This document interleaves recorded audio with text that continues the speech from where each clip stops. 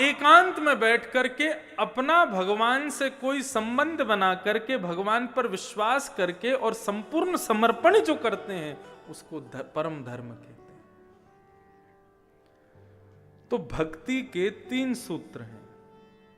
सबसे पहला विश्वास। बिन विश्वास भगति नहीं। विश्वास के बिना भक्ति कैसी है? जैसे बिना श्वास के इंसान। बिना श्वास के इंसान कैसा होता है? एक डेड बॉडी के जैसा। वो है तो सही लेकिन जीवित नहीं है, किसी काम का नहीं है, अपवित्र है। ऐसे ही भक्ति तो हृदय में है लेकिन यदि उसमें विश्वास नहीं है तो वो भक्ति एक अच्छा संबंध तब तक नहीं बन सकता जब तक विश्वास नहीं होगा। बेटी के लिए, बेटा के लिए अच्छा वर या अच्छे वधू का आप लोग ढूंढने जाते हैं तो तब तक संबंध नहीं करते जब तक आपका मन पूरी तरह विश्वास से युक्त नहीं हो जाए कि नहीं यहां मेरी बेटी, यहां मेरा बेटा खुश रहेगा। तो जब तक ठाकुर जी के प्रति विश्वास नहीं हो जाए तब तक संबंध नहीं बनाना है। कथा सुन सुन करके, संतों का संग करके विश्वास दृढ़ हो जाए तो संबंध भगवान से बनाओ। संबंध कौन सा बना? मैं कोई भी। तो है मोहे नाते अनेक मानिए जो भावे। भगवान, आप जो संबंध में भगवान को पाना चाहेंगे भगवान उस संबंध में राजी हैं। मैं अपनी कथा में ऐसा कहा करता हूं, जिस संबंध का अभाव आपके जीवन में है, देखो संबंधों से परिपूर्ण इस दुनिया में कोई भी नहीं है। कोई ना कोई कमी तो सबके जीवन में है। किसी को पुत्र है तो पुत्री नहीं है, पुत्री है तो पुत्र नहीं है, किसी की मां है तो पिता नहीं है, पिता है तो मां नहीं है, किसी का ब्याह हो जाता है, किसी का जीवन भर नहीं होता तो बेचारे सन्यासी महात्मा बन जाते हैं। ऐसे लोग क्या करें? और एक और बात, सबसे बड़ा संबंध जो बहुत मुश्किल से मिलता है, मित्रता, सखा। अच्छे मित्र नहीं मिल पाते। तो ये सारे संबंधों का जो अभाव है जीवन में, उस अभाव की जगह पर भगवान का भाव स्थापित कर दो। पुत्र नहीं है तो भगवान को पुत्र मानो। देखो भागवत की कथा आपको क्या प्रदान करती है? एक सकारात्मक बुद्धि प्रदान करती है, सकारात्मक सोच प्रदान करती है। यदि ऐसा मेरे जीवन में नहीं हुआ, उसके प्रति कोई नकारात्मकता नहीं आनी चाहिए। अरे अरे मैंने वो शनि भगवान का तेल नहीं चढ़ाया इसलिए ऐसा हुआ, मैंने हनुमान जी को चोला नहीं चढ़ाया इसलिए ऐसा हुआ, मैंने उन संत को प्रणाम नहीं किया इसलिए ऐसा नहीं हुआ। ऐसा भाव कभी मत लाइए। हर स्थिति के पीछे कोई ना कोई भगवत कृपा मान करके जीजिए। भगवान ने पुत्र नहीं दिया तो फिर उसके पीछे भाव क्या होना चाहिए? भगवान ने पुत्र इसलिए नहीं दिया, बोले भैया तुमको संसार का पुत्र देना हमको अच्छा नहीं लगा, हम ही तुम्हारे पुत्र हैं, तुम हमको ही पुत्र मान लो। भगवान ने पुत्री नहीं दी तो भगवान के ही स्वरूप लक्ष्मी को अपनी पुत्री मान लो। भगवान ने मित्र नहीं दिए तो ठाकुर जी को ही अपना मित्र मान लो। एक भक्तमाल जी में एक कथा आती है, सावधानी से सुनो।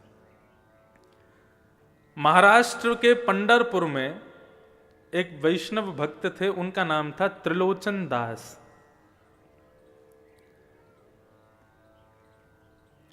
अपनी युवावस्था में ब्याह के बाद उनको कोई संतान नहीं हुई तो वो निश्चिंत रहे, चिंता नहीं की। उन्होंने कहा श्री पंडरीनाथ भगवान ने हमको संतान नहीं दी, क्यों? क्योंकि पंडरीनाथ भगवान हमारे पुत्र हैं, वे ही हमारे पुत्र के रूप में हैं, इसलिए हमको उन्होंने कोई संतान नहीं दी।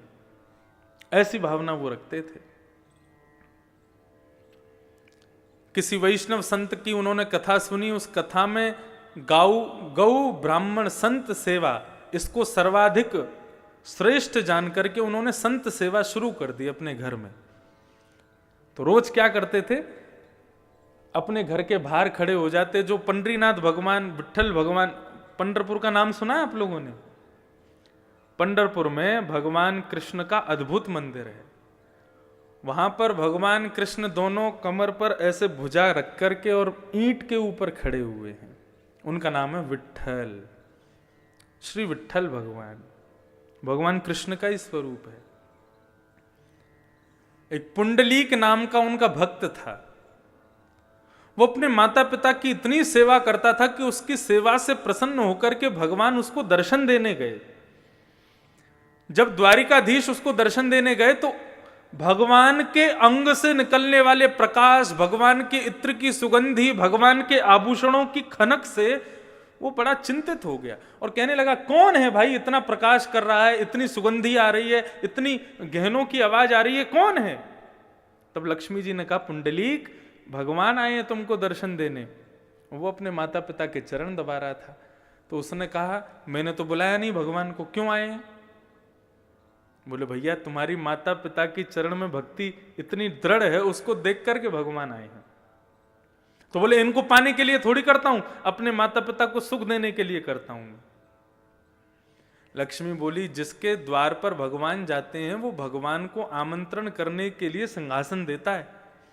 ठीक है तुम सेवा कर लो, लेकिन भगवान को कोई आसन तो दे दो खड़ा होने के लिए, बैठने के लिए।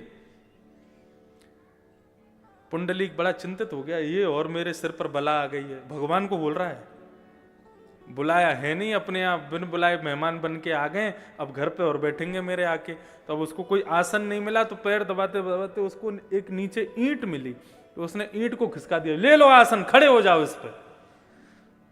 रुक्मणी जी को गुस्सा आ गया, भगवान का हाथ पकड़ लिया, बोले बिल्कुल नहीं रुकोगे यहाँ पे, ऐसा अपमान करने वाले भक्त के यहाँ रुकेंगे हम? भगवान के नेत्र सजल हो गए, बोले अब तो इसको दर्शन दे के ही जाऊंगा मैं, ये जब तक सेवा से मुक्त नहीं हो जाएगा तब तक यहीं खड़ा रहूंगा। और जैसे कोई प्रतीक्षा करता है, किसी का इंतजार करता है, ऐसे ही भगवान उस ईंट पर खड़े हो गए, दोनों भुजाओं को कमर पर रख के। आज भी वो पंडरीनाथ भगवान आज भी ईंट पर खड़े हैं। ऐसा अद्भुत मंदिर पूरे भारत में नहीं है। प्रत्येक मंदिर में आपको दूर से दर्शन होगा, लेकिन केवल श्री विट्ठल भगवान का मंदिर है जहां पर भक्त भीतर जाकर के पंडरीनाथ भगवान को गले लगा सकते हैं। गले लगाओ तब वहां से बाहर जाओ। जब गले लगाते हैं तो भगवान की इत्र की सुगंधी पूरे हमारे अंग में आ जाती है। इतना सुंदर मंदिर है, अद्भुत। तो पंडरीनाथ भगवान को त्रिलोचन जी अपना पुत्र मानते थे, ये कथा में बोल रहा था। त्रिलोचन जी ने संत सेवा शुरू कर दी तो पंडरीनाथ भगवान, श्री विट्ठल भगवान के जो लोग दर्शन करने जाते थे सबको बोलते थे, प्रसाद पाइए, प्रसाद पाके जाइए, प्रभु प्रसाद पाके जाइए। अच्छा, एक मैं नियम आपको बता के जाऊं।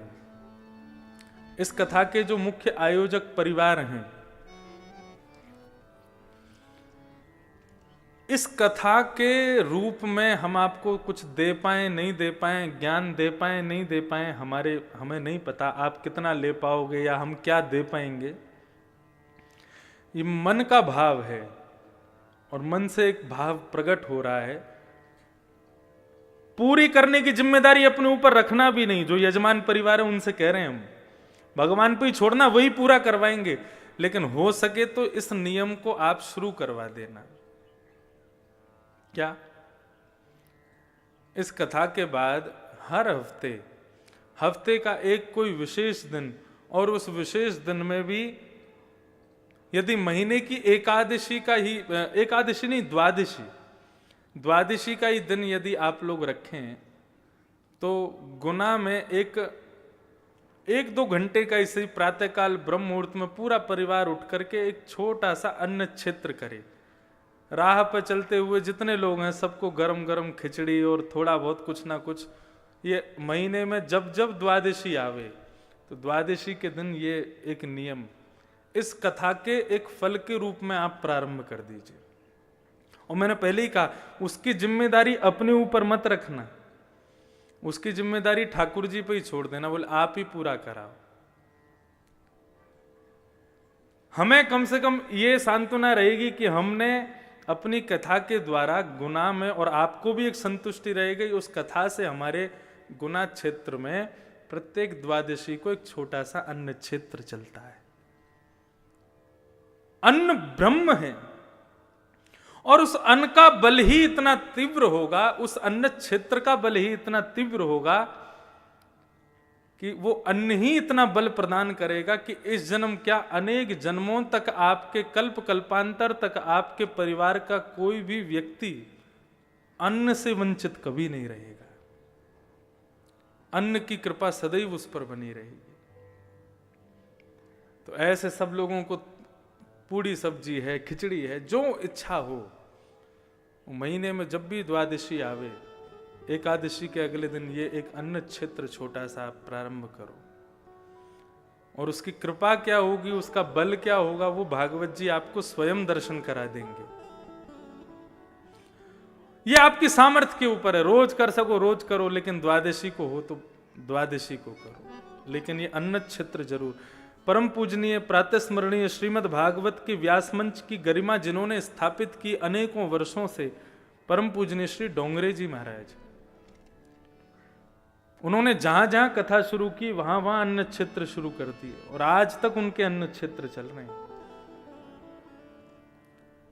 तो भागवत कथा का सबसे बड़ा मूल्य यही है कि व्यक्ति उस क्षेत्र में जहां भी कथा हो वहां अन्न और ज्ञान, इन दोनों से कभी वंचित ना रहे, यही भाव। तो त्रिलोचन जी सबको बुलाते थे, प्रभु प्रसाद नाम रखा था अन्न क्षेत्र का, बोले सब लोग आओ प्रसाद पाओ प्रसाद पाओ। अब वो इतना स्वादिष्ट भोजन बनाते थे कि 100 से 200, 200 से 500, 1000, अब तो प्रत्येक दिन 5-5 हजार लोग भोजन करते थे उनके यहां पर। और बनाने वाले कोई नहीं, त्रिलोचन जी और उनकी पत्नी, दो ही लोग, परिवार में और कोई था नहीं, संतान थी नहीं। सेवा करते करते करते करते करते अति वृद्ध हो गए। अति वृद्ध होने के बाद में उन्होंने भगवान से केवल एक ही इच्छा रखी, प्रभु आपने हमें संतान तो दी नहीं, हमने आपको ही पुत्र माना है, लेकिन अब आपसे एक प्रार्थना करते हैं कि हम दोनों बड़े वृद्ध हो गए, हमसे भोजन बनता नहीं है, सबको पवाने में बड़ी दिक्कत होती है, एक कोई वैष्णव भक्त हमको कोई एक नौकर मिल जाए जो हमारे यहां पूड़ी सब्जी रोटी साग चावल ये सब बना दिया करे और संतों को परोसवा दिया करे, तो 2 से 3 हो जाएंगे तो सहजता रहेगी। तो दिन रात भगवान से यही प्रार्थना करते थे, एक बढ़िया श्रेष्ठ नौकर मिल जाए, एक कर्मचारी मिल जाए हमको। तो एक दिन श्री त्रिलोचन जी बैठे थे, इतने में ही ऊंची धोती पहन करके, सर पर स्वाफा बांध करके, बड़ा सुंदर सुकोमल स्वरूप सांवला सा एक नन्हा सा बालक त्रिलोचन जी के पास में आ गया। त्रिलोचन जी को आगे प्रणाम किया, बोले हाँ बेटा बताओ कहां से हो, कौन हो, क्या है। बोले हम काम ढूंढ रहे हैं, तो काम मिल जाएगा तुमको यहां पे, लेकिन कर पाओगे हमारे यहां काम। बोले क्या काम करना पड़ेगा। बोले कुछ नहीं, सवेरे शाम रोटी सब्जी बनानी है, संतों को पवाना है। तो नन्हा सा बालक कहता है ये तो मेरा युग युगों का काम है, ना जाने कब से करता आ रहा हूं मैं, संत गौ ब्राह्मण की सेवा तो मैं जाने कब से करता आ रहा हूं। त्रिलोचन जी उसको देख के कहने लगे अभी तुम 3-4 6-7 वर्ष के तो दिखते हो, और तुम कौन से जमाने से करते आ रहे हो। अब वो कैसे बता मैं, वो तो भगवान है, भगवान तो हमेशा से गौ ब्राह्मण संत सेवा करते आ रहे हैं।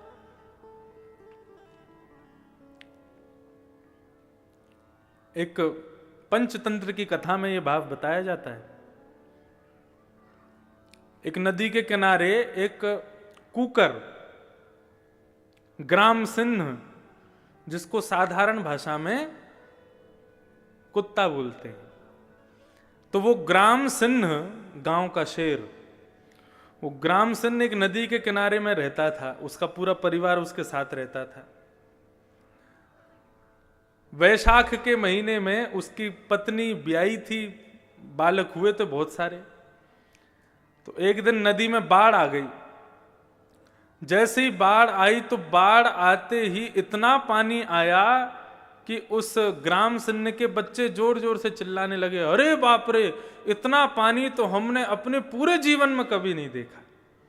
तुम्हारा जीवन ही कितना सा, 1 महीना पहले तो तुम्हारा जन्म हुआ है, उसमें भी तुम क्या क्या देख लोगे। तो ठीक उसी प्रकार ये त्रिलोचन जी के पास में जो बालक आया वो कह रहा है मेरा तो जन्म जन्मों का काम है, ना जाने कब से करता आ रहा हूं। त्रिलोचन जी हंसने लगे, बोले अच्छा नाम क्या है तुम्हारा? बोले मेरा नाम अंतर्यामी है। बोले वाह, बड़ा बढ़िया नाम है। तुम्हारे माता पिता कौन है? बोले मेरे कोई माता पिता नहीं है। बोले अच्छा, हमारे यहां काम करोगे? बोले कर तो लूंगा, लेकिन शर्तें हैं मेरी। त्रिलोचन जी बोले क्या शर्तें हैं? बोले सबका भोजन मैं बनाऊंगा, लेकिन मेरा भोजन आपको बनाना पड़ेगा। सबके लिए भोजन मैं बना दूंगा, लेकिन मैं अपने हाथ का बना हुआ भोजन नहीं पाता। ठाकुर जी पूरे विश्व को अन्न प्रदान करते हैं, पूरे विश्व को दाल चावल रोटी सब्जी सब देते हैं, लेकिन ठाकुर जी का भोग हमको ही बना के रखना पड़ता है।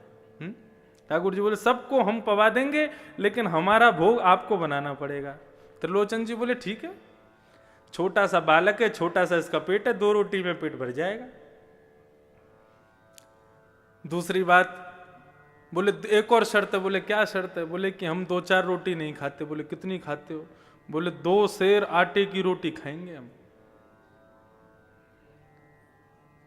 अब त्रिलोचन जी की पत्नी कहने लगी सेठानी जी, बोले कोई बात नहीं, पूरे दिन में तुम सबको हजारों लोगों को पवाओगे, 1-8 सेर आटे की रोटी हम तुमको खवा दिया करेंगे, कोई बात नहीं। बोले एक और शर्त है। बोले तीसरी शर्त क्या है? बोले तीसरी शर्त यह है कि हम जितना भी खावें आपको खवाना पड़ेगा। कभी अगर ये बोल दिया बहुत पेटू है, बहुत खाता है, तो मैं छोड़ के चला जाऊंगा, मुझको कभी टोकना नहीं।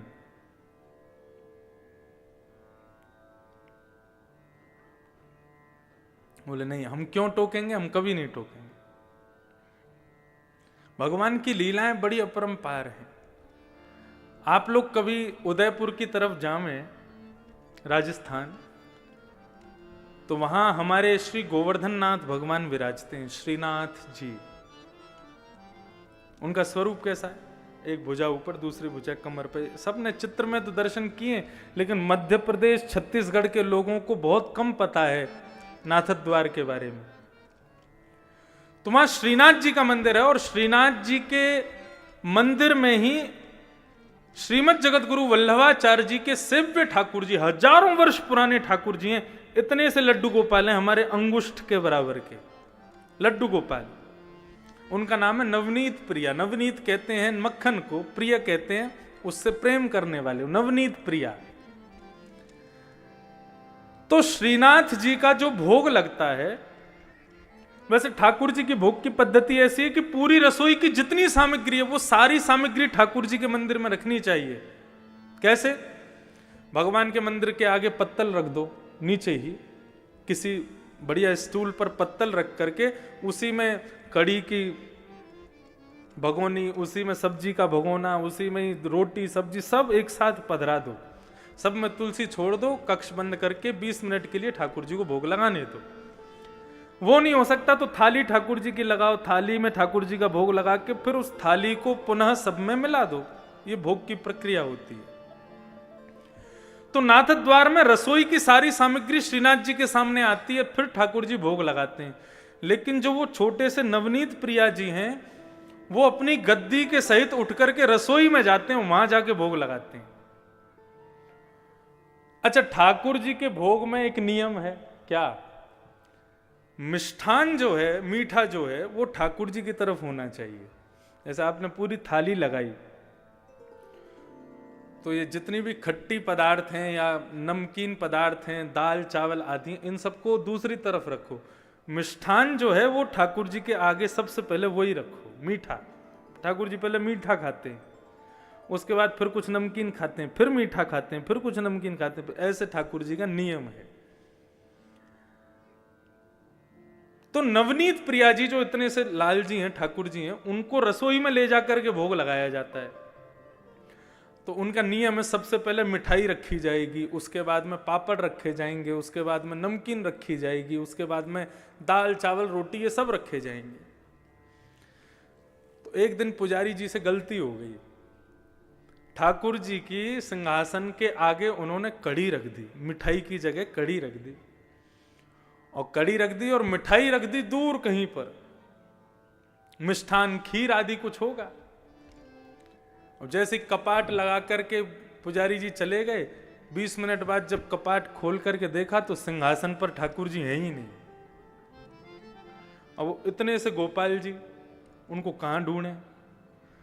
साग सब्जी दाल चावलों में ढूंढ रहे हैं, उनको मिल ही नहीं रहे। सब जगह खोज लिया, नहीं मिले तो फिर छन्नी मंगाई, और छन्नी मंगा करके सारे रस पदार्थों को छाना गया। कहां गए ठाकुर जी? सबको छानते छानते अंत में जैसे ही वो कड़ी जो सामने रखी थी उसको जैसे ही छाना, उसमें ठाकुर जी मिल गए। तो पुजारी जी को लगा, वाह आपको कड़ी इतनी पसंद है, अब तो भैया रोज कड़ी बनेगी। अब तो 15 दिन तक रोज कड़ी कड़ी बन रही है महाराज, कड़ी का ही भोग लग रहा है और कुछ लगा ही नहीं रहे। बोले इतनी बढ़िया लगी कि उसमें कूद गए। तो एक दिन पुजारी जी के सपने में रोते हुए भगवान आए। पुजारी जी बोले, क्या हो गया, आप रो क्यों रहे हो? हमसे सेवा में कोई अपराध हो गया? बोले, तुम रोज कड़ी कड़ी खवा रहे हो। बोले, उस दिन आप कूद गए कड़ी में तो हमको लगा आपको प्रिय है इसलिए लगा रहे हैं। बोले, मुझे कड़ी प्रिय नहीं, मैं तो खीर खाने जा रहा था तो बीच में कड़ी पड़ गई, उसमें ही गिर गया मैं। बोले, कड़ी नहीं खीर का भोग लगाओ। तो ये सब अनुभव आपको भी होंगे यदि भाव से सेवा करोगे। तो त्रिलोचन जी ने कहा, त्रिलोचन जी से भगवान ने कहा, कभी हमसे ये मत कहना बहुत पेटू है, बहुत खाता है। यदि कहा तो हम चले जाएंगे। हमारे ठाकुर जी आते हैं हर कथा में। इतने से श्रीनाथ जी, श्री गिरधर लाल, अभी उनका उत्सव चल रहा था। अभी सुबह आस्था भजन पर भी वो चल रहा है 11 बजे से लेकर के 3 बजे तक। तो 11 से 1 बजे तक अपने घर पर आप कथा सुनो, भोजन पाते जाओ, और 1 बजे फिर यहां आ जाओ, 2 बजे से फिर यहां सुनो। तो उनका उत्सव हम करते हैं हर वर्ष। इतने से ठाकुर जी और उनका 56 भोग लगता है, विशाल पाते हैं ठाकुर जी को भोग। 3 चीज बहुत प्रिय है ठाकुर जी को। सबसे पहला श्रृंगार, अच्छे अच्छे श्रृंगार हों, अच्छे अच्छे अलंकार हों। दूसरा ठाकुर जी को प्रिय राग, कीर्तन कथा, ये सत्संग भजन, ये सब ठाकुर जी को प्रिय है। और तीसरा ठाकुर जी को प्रिय भोग। बस ये 3 ही सेवा के स्वरूप हैं, इसके अलावा कुछ नहीं करना। राग, भोग और श्रृंगार। तो त्रिलोचन जी बोले, हमको कभी पेटू मत बोलना। बोले, कभी नहीं बोलेंगे। अब तो महाराज भगवान अंतर्यामी ने सेवा करना शुरू किया। कड़ी बनाते हैं, सब्जी बनाते हैं, खीर बनाते हैं, पूड़ी बनाते हैं, रोटी बनाते हैं, अकेले बैठ करके बनाते हैं, और सब संतों को पवाते हैं, सबको पवाते हैं। सब लोग अपनी उंगली चाटते रह जाते हैं, ऐसा स्वाद। और सबसे बड़ी कमाल की बात तो यह कि कितनी भी पंगत आ जाए, कभी भी सब्जी कम नहीं पड़ती। और सबको पवाने के बाद फिर ठाकुर जी स्वयं बैठते हैं। सेठ सेठानी पूरे दिन बना बना के खिलाते हैं, पूरे दिन खाते ही रहते हैं। रात्रि में अपना भोग आदि से निवृत्त होकर फिर मालिश करते हैं, तेल लेकर के त्रिलोचन जी के पैर दबाते हैं, हाथ दबाते हैं, शरीर की पूरी मालिश करते हैं। वर्षों से सेवा कर रहे अंतर्यामी भगवान, उनकी सेवा से त्रिलोचन जी की वृद्धता चली गई, बिल्कुल युवा जैसे दिखने लगे। आस पड़ोस के सब लोग कहने लगे, बोले, महाराज तुम्हारे यहाँ बढ़िया नौकर आया है, तुम्हारे दिन बदल दिए। देखना बुढ़ापे के बाद युवावस्था आ गई तुम्हारी तो। लेकिन सेठ जी की पत्नी को सब कहने लगे, सेठ जी पर बड़ी कृपा की है तुम्हारे सेवक ने, लेकिन तुम अभी भी वृद्ध हो, तुम अभी भी बुढ़ी हो। क्यों? बोले, सेवा इनकी करता, हमसे तो करवाता है वो। पूरे दिन रोटी बना बना के खिलाना पड़ता है उसको। बहुत पेटू है, बहुत खाता है। जैसे ही ये बात कही है, भगवान अंतर ध्यान हो गए। शाम का समय हुआ, त्रिलोचन जी और उनकी पत्नी ढूंढ रहे हैं, बेटा अंतर्यामी कहां हो? पूरा घर खोज लिया, कक्ष खोज लिए, गली खोज ली, मोहल्ले खोज लिए, लेकिन नहीं मिले। इतने व्याकुल हो गए। अपनी पत्नी से पूछने लगे, तुमने कुछ कहा था क्या उसको? बोले, नहीं मैंने तो कुछ नहीं कहा। तो फिर कहां गए? कहीं तुमने गलती से पेटू है, बहुत खाता है, ऐसा तो नहीं कहा? बोले कि मुझसे अपराध हो गया, मैंने अपनी सहेलियों से कह दिया था। ओहो। बस उसी बात को ध्यान करते हुए भगवान के मंदिर में गए। श्री पंडरीनाथ भगवान ईंट के ऊपर खड़े हैं, दोनों भुजा रख करके। त्रिलोचन जी रोने लगे, भगवान के चरणों में प्रार्थना करके बोले, आपने संतान नहीं दी, हमने स्वीकार किया, आपने परिवार नहीं दिया, हमने स्वीकार किया, लेकिन आपकी कृपा से एक वैष्णव भक्त नौकर मिला था हमको, अंतर्यामी, हमसे अपराध हो गया, वो हमें छोड़ के चला गया। प्रभु हमें कुछ नहीं चाहिए, हम जीवन पर्यंत उसको देख देख करके जी लेंगे, लेकिन कृपा करके उसको वापस बुला दो। ऐसा कहकर के त्रिलोचन जी जैसे ही रोने लगे, भगवान से देखा नहीं गया और सामने खड़े हुए पंडरीनाथ भगवान ही अंतर्यामी के रूप में प्रकट हो गए और सेठ जी को अपने हृदय से लगा दिया। बोले, गौ ब्राह्मण संत सेवा के लिए कोई सेवक आपके घर नहीं आता है। यदि संत सेवा में किसी की अति निष्ठा है तो उसको मेरा ही स्वरूप मानिएगा, वो मैं ही आया हूं। साधारण मानव की संत में कभी इतनी निष्ठा नहीं हो सकती, मेरा ही अंश उसके भीतर जाकर के संत के प्रति निष्ठा को प्रकट करता है, वो मैं ही था।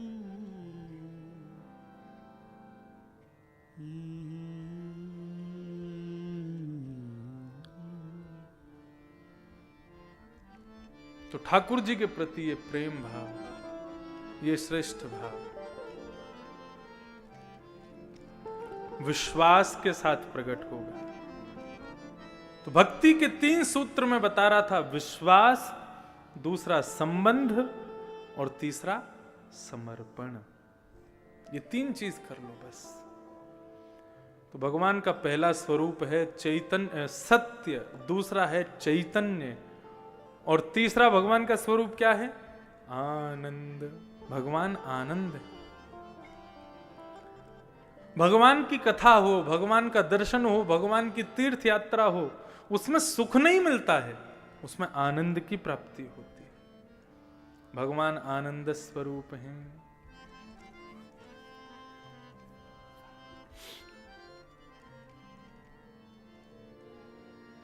हमारे पूज्य पिताजी महाराज गाते हैं, तू दयालु दीन हो, तू दान हो भिखारी, तू दयालु दीन हो, तू दान हो भिखारी, तू दयालु दीन हो, तू दान हो भिखारी, तू दयालु दीन हो, तू दान हो भिखारी। हो प्रसिद्ध पात की तू पाप पुंज हारी, हो प्रसिद्ध पात की पाप पुंज हारी। चाहे कितना भी प्रसिद्ध कोई पापी क्यों ना हो, भगवान की दयालुता ऐसी है, भगवान की कृपालुता ऐसी है, सब पर कृपा करते हैं। दयालु हैं प्रभु। ये दयालुता भगवान का सबसे बड़ा गुण है।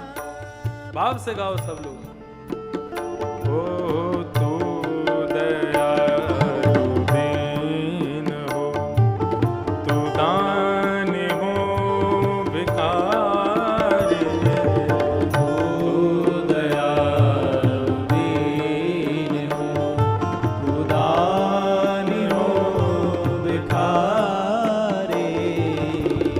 हो प्रसिद्ध पात के तू पाप पुंज हारे, हो प्रसिद्ध पात की तू पाप पुंज हारे, तू दयालु दीन नाथ, तू अनाथ को अनाथ कौन मोसो,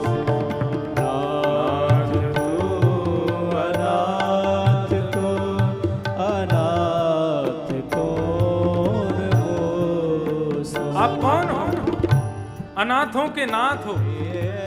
ठाकुर जी के हर नाम के पीछे बद्रीनाथ, द्वारिका नाथ, रंगनाथ, श्रीनाथ, राधा नाथ।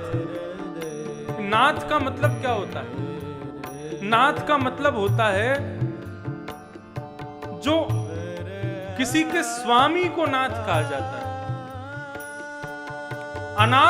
अनाथों के ऊपर जो स्वामी है उसको नाथ कहा जाता है। हम ठाकुर जी से प्रार्थना कर रहे हैं, प्रभु नाथ तू अनाथ को, अनाथ कोई व्यक्ति अनाथ कहता है तो भगवान को सबसे ज्यादा कष्ट होता है। कोई कहे कि मैं अनाथ हूं तो भगवान को बहुत पीड़ा होती है। भगवान कहते मेरे रहते हुए तू बोल रहा है तू अनाथ है। अरे मैं हूं ना तेरा स्वामी, मैं हूं ना निरंतर तेरे पास। नाथ तू अनाथ को अनाथ कौन मोसो। नाथ तू अनाथ को अनाथ कौन मोसो। मोह समान आरत नहीं, मोह समान आरत नहीं, मोह समान आरत नहीं, मोह समान आरत नहीं। आरत हर तो सो तू दयालु दीनो, तू दान हो भिखारी, तू दयालु दीनो, तू दान हो भिखारी, तू दयालु। गोस्वामी तुलसीदास जी के पद है।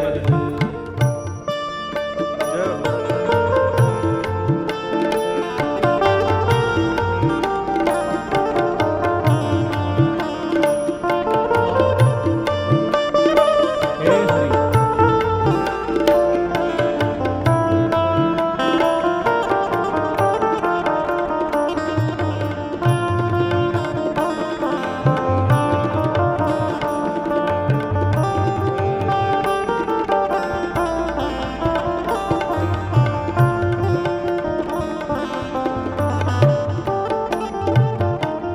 तोहे मोहे नाते अनेक मानिए जो भावे। तोहे मोहे नाते अनेक मानिए जो भावे। तोहे मोहे नाते अनेक मानिए जो भावे। तोहे मोहे नाते अनेक मानिए जो भाए। ज्यों त्यों तुलसी कृपा, ज्यों त्यों तुलसी कृपा, ज्यों त्यों तुलसी कृपा,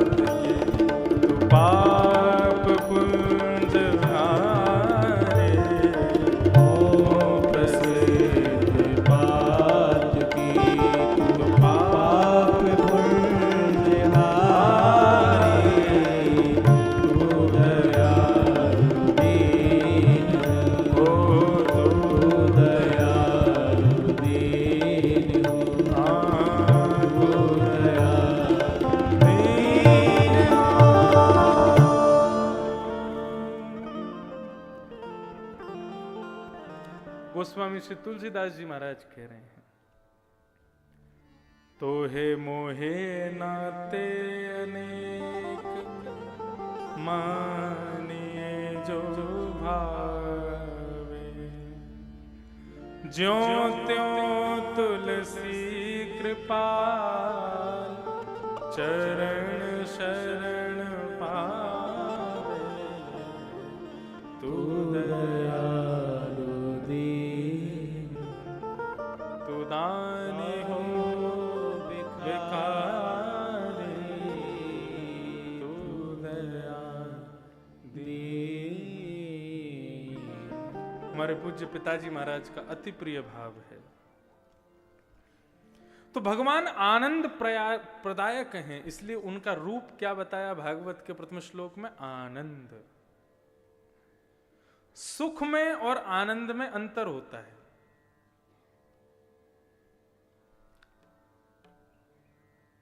सुख जो शरीर को खुश करे उसको सुख कहते हैं, और जो मन को प्रसन्न करे उसको आनंद कहते हैं। सुख जो थोड़ी देर आनंद सुख प्रसन्न करने के बाद में फिर उसका सुख धीरे धीरे कम होने लग जाता है, उसकी प्रसन्नता कम। आज आप कोई बहुत बढ़िया महंगी गाड़ी लेके आए, पहले दिन उसमें बैठने से जो सुख मिलेगा वो रोज रोज रोज रोज रोज बैठते बैठते बैठते बैठते धीरे धीरे धीरे धीरे वो सुख कम होता चला जाएगा। हमको किसी के घर में किसी मैया के हाथ की दाल बड़ी बढ़िया लगी, तो एक बार उसकी दाल खा ली, दूसरे दिन फिर पहुंच गए, बोले आज फिर दाल बनाओ, फिर खा ली। तीसरे चौथे दिन से वो दाल का जो सुख पहले दिन मिला था वो धीरे धीरे कम हो जाएगा। इसको बोलते हैं सुख।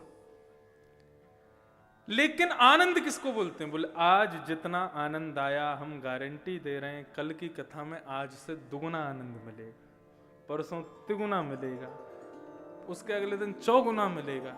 7वें दिन तक ऐसी स्थिति हो जाएगी कि कथा विश्राम की बात सुनकर के कई लोगों के तो नेत्रों से आंसू निकल आएंगे। कथा बंद क्यों हो गई, कथा विश्राम क्यों हो गई? इसको क्या कहते हैं? इसको कहते हैं आनंद। दूसरी परिभाषा इसको लिख लीजिए, जो व्यवस्थाओं से प्रसन्नता मिलती है उसको सुख बोलते हैं, और जो बिना व्यवस्था के सुख मिलती है उसको आनंद बोलते हैं। यही अंतर है आनंद और सुख में।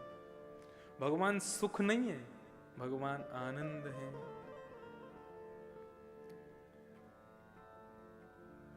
ये भगवान के 3 रूप हैं, सत्य, चित्त और आनंद। भगवान के 3 कर्म हैं, 3 रूप बताए, अब 3 कर्म। क्या कर्म है भगवान के? विश्वोत्पत्त्यादि हेतवे, विश्व की उत्पत्ति करना, विश्व का पालन करना और विश्व का संहार कर देना, ये 3 भगवान के काम हैं।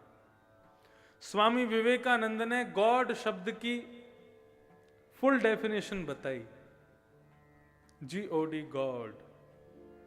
तो वे कहते हैं विश्वोत्पत्त्यादि हेतवे, G फॉर जनरेटर, जो विश्व को बनाता है, O फॉर ऑपरेटर, जो विश्व का संचालन करता है, और D फॉर डिस्ट्रॉयर, जो पूरे विश्व को संहार कर देता है। और यही 3 भाव भागवत में बताए, विश्वोत्पत्त्यादि हेतवे, तापत्रय विनाशाय। भगवान के 3 गुण हैं। बोले जो चरण में आया, जो शरण में आया, उसके 3 प्रकार के ताप, दुख केवल 3 प्रकार के होते हैं, आदि दैविक, आदि भौतिक और आध्यात्मिक। इन तीनों प्रकार के दुखों का जो समन्वय करते हैं, ऐसे भगवान श्री कृष्ण को श्री कृष्णाय वयं नमः, ऐसे भगवान श्री कृष्ण को हम नमस्कार करते हैं, प्रणाम करते हैं। इस प्रकार से भागवत जी के महात्म का प्रथम श्लोक बताया गया। द्वितीय श्लोक में श्री सुखदेव जी को वंदन किया गया, भागवत के वक्ता। यम प्रव्रजन्तमनुपेतमपेत कृत्यम द्वैपायनो विरह कातर आजुहाव, पुत्रेति तन्मयतया तर्वोऽभिनेदुक्तं सर्वभूत हृदय मुनिमानतोऽस्मि। अब ये कथाक्रम कैसे शुरू हुआ ये सुनिए। नैमिषारण्य के क्षेत्र में 88,000 सौनकादि ऋषि कलयुग के मानवों के कल्याण के लिए एक यज्ञ कर रहे थे, हवन कर रहे थे। इस यज्ञ की तिथि कितने दिन की थी? बोले असंख्य, पता नहीं हजारों वर्ष तक ये यज्ञ चलने वाला था। लेकिन 5-10 दिन पूरे हुए थे कि 5-10 दिन में ही उस यज्ञ के धुएं से ऋषियों के नाक कान मुंह बंद होने लगे। ऋषि महामुनि सब सोचने लगे हजारों वर्ष तक पूर्ण होने वाला यज्ञ कैसे पूरा होगा। तभी उस सभा में श्री सूत जी का आगमन हुआ। सूत जी से उन्होंने कहा कि महाराज कैसे मानव का कल्याण हो? बोले मानव का कल्याण यज्ञ से नहीं होगा। यज्ञ से कब तक कल्याण होगा? बोले जब तक यज्ञ चल रहा है। जैसे ही यज्ञ की पूर्ण आहुति होगी, पूर्ण आहुति होने के बाद में मानव पुनः अपने दफ्तर जाएगा, पुनः संसार में जाएगा तो फिर बिगड़ जाएगा। तो मानव कल्याण कैसे हो? बोले मानव के हृदय में बैठे हुए राक्षसों का वध करना पड़ेगा। काम, क्रोध, लोभ, द्वेष, ईर्ष्या, अभिनिवेश, अहंता, ममता, ये राक्षस हमारे भीतर बैठे हैं। और इन राक्षसों को मारने के लिए शस्त्र की आवश्यकता नहीं है, शास्त्र की आवश्यकता है। बोले ब्रह्म वाक्य रूपी बाण जब मारे जाएंगे और वो श्रोताओं के कान रूपी छिद्र से जब हृदय में प्रवेश करेंगे तो हृदय में बैठे हुए सारे राक्षस मर जाएंगे। तो क्या करें? बोले कथा सुनो।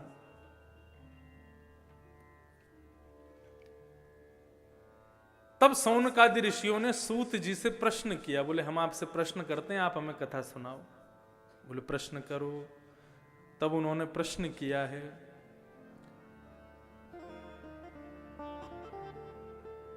इह घोरे कलो प्रायो जीवश्चासुरतां गत क्लेशाक्रान्तस्य तस्यैव शोधने किं परायण। इस घनघोर कलिकाल में मानव राक्षस बनता जा रहा है, दैत्य बनता जा रहा है। ऐसे ऐसे कर्म मानव करने लग गया है जो राक्षस भी नहीं करते थे। सतयुग, त्रेता, द्वापर, कलयुग, इन सब में सबसे भयंकर राक्षस हैं कलयुग के। सतयुग के राक्षस कौन था? हिरण्यकश्यप। क्या करता था? बोले अपनी पूजा करवाता था। दूसरा आया त्रेता। त्रेता के राक्षस कौन हुए? रावण। क्या किया? बोले भगवान की गृहिणी का हरण कर लिया। तीसरा युग आया द्वापर। द्वापर में कौन आए? बोले कंस। इस कंस ने क्या किया? बोले भगवान को मरवाने के लिए पूरे उपाय कर लिए। लेकिन ये चौथा कलयुग आया है। इसमें सबसे बड़ा राक्षस कौन है? सतयुग के राक्षस के शब्द में, नाम में 4 अक्षर हैं। त्रेता के राक्षस के नाम में 3 अक्षर हैं। द्वापर के राक्षस के नाम में 2 अक्षर हैं। और कलयुग के राक्षस के नाम में केवल 1 अक्षर है। क्या? मैं। ये मैं ही कलयुग का सबसे बड़ा राक्षस है। अभिमान, अहंकार। और इस मैं के आगे वो किसी की नहीं चलने देता। इस अभिमानी राक्षस को कैसे मारा जाए आप हमें बताइए।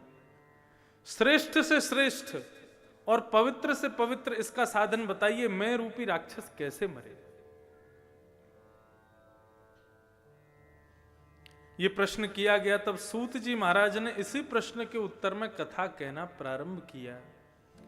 बोले इस घनघोर कलिकाल में यदि मानव के हृदय के मैं राक्षस को मारने का यदि तरीका है तो वो एक ही है। क्या? कि कालव्याल मुख ग्रास त्रासने हेतवे श्रीमद्भागवतम शास्त्रम